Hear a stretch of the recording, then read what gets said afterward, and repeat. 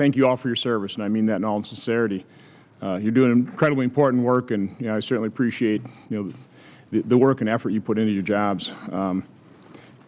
I come from the background having watched the debate over whether you should even set up this department, and I think it was a very legitimate debate. And so I come from a background in manufacturing where you're always looking for continuous improvement. So my questions really are from that basis. So I don't want anybody taking offense. Trying to get, getting ready for this hearing, are we safer? One of the questions I really asked was, are we as safe as we could be based on how much resource we're actually putting toward the problem here within the department? So the first thing I was trying to determine is how much money is really wrapped up in the bureaucracy and the overhead of the Department of Homeland Security. And I looked for the 22 agencies that were consolidated. Their budget in 2002 was about $20 billion as best I can come up with. Now we're spending about $56 billion, almost a increase, 3-time increase. Do you know, I mean, do you have in your mind or in your budgeting process, how much really is Department of Homeland Security bureaucracy versus how much just the expense of expense based on the mission and putting real assets in place? It's a difficult question to answer because one of the key criticisms of the department when it was stood up was that it didn't have enough administration, so that things like procurement, acquisitions, planning were not adequately performed. That's why, as Senator Carper mentioned, one of the reasons why there was not an audit capability of the department. We are making great progress on that score. So you can call that bureaucracy, you can call it management. But the idea is to have as little management as possible to get the maximum out of a very large, complicated department, right? So I can go through component by component and say, look, when the department was created, we had 7,000 Border Patrol agents. Now we have 21,000 Border Patrol agents, and they're on the field. I can go through and say, when we started the department, the TSA really didn't even exist, and that all has almost had to be built from scratch with the accompanying personnel, training, and technology. You can, and I would recommend that, and be happy to sit with you and kind of go through that and see where we are. We're trying to keep the administrative arm as thin as possible, given what we are asked to manage and how we are asked to manage it. But the goal is, as I said earlier, Senator, is to do that with as thin a layer of management as possible to enable and empower those in the field to do their jobs. Okay. One thing I'd appreciate, if you could go back and take a look at the head count of the agencies that were consolidated as a basis, and then I could work it up in terms of now you've got 230,000 employees in the department. 63 are in the TSA.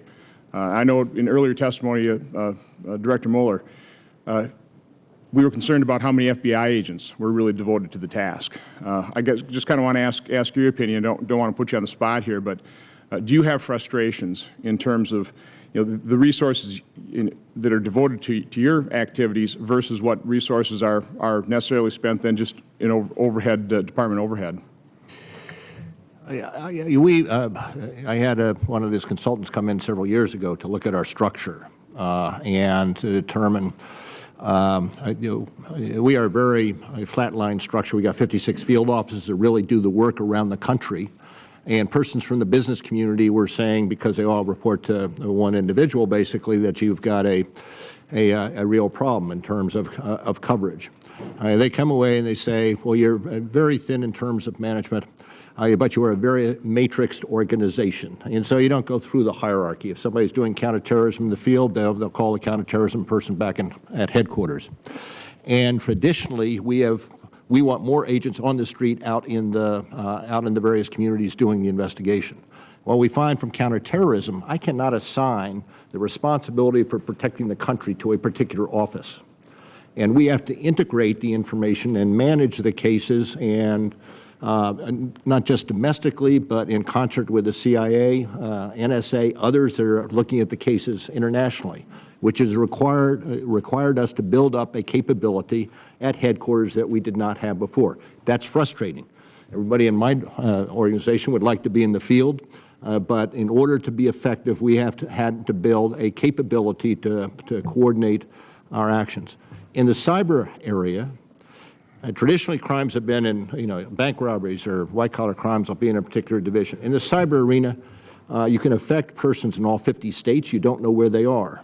And in order to address the cyber intrusions, for instance, it takes a headquarter-managed oversight. In order to do it, that is working day in and day out with DHS, with NSA, with CIA, and the other compartments. We try to stay as flat line or as flat as we can be, but given the threats, we've had to develop new organizational structures to address them. In hindsight, in terms of coordinating that information, would have a possibly more efficient model been utilizing the Counterterrorism Center for that liaison, for that coordination effort? Well, the Counterterrorism Center is an analytical agent. What we provide is the immediate response to a lead any place in the country. If you have a threat such as we had last week, we have agents following up on aspects of that lead in every one of the states in the country. And it's the combination of the analytical capability along with the operational ability to go and pursue that lead, interview people, do wires where appropriate and court orders, to do surveillances around the country, to do the forensics work, which provides you the intelligence, which is absolutely essential to bring to bear. NCTC has none of those capabilities. Okay. It is an analytical entity. Yeah, obviously, one of the tasks of the Department is response to a terrorism attack. You can take a look at the earthquake here in D.C. as somewhat of a dress rehearsal. I wasn't here, but I was told that cell phones did not work for hours. It was a mess getting out of town. There wasn't a real good evacuation plan. Have you taken a look at that instance and kind of evaluated how prepared were we, and did the Department perform the way you would have expected it to? Well, yes, we look at all those instances. When you have a disaster that occurs, the private cell phone capability is often overwhelmed in the first instance. Everybody's trying to call out. A key question I asked was, well, what about the responders? Were they able to be in touch with each other and to have effective interoperability? And as far as I know, the answer is yes. Now, the second question is evacuation of the capital region. We've had that issue with snowstorms. We had it with this recent earthquake. We have been working, there's a regional, capital region group that involves Virginia, Maryland, the district, and our department, working with the Office of Personnel Management, quite frankly, in terms of how do you effect an orderly evacuation of the district. You don't have enough road coverage to do it very well. And that's the plain fact of it. But it can be done better, and that group is in ongoing sessions looking at how they can at least improve evacuation procedures, particularly if the federal government is going to go into shutdown. Okay, thank you. Thank you, Mr. Chairman.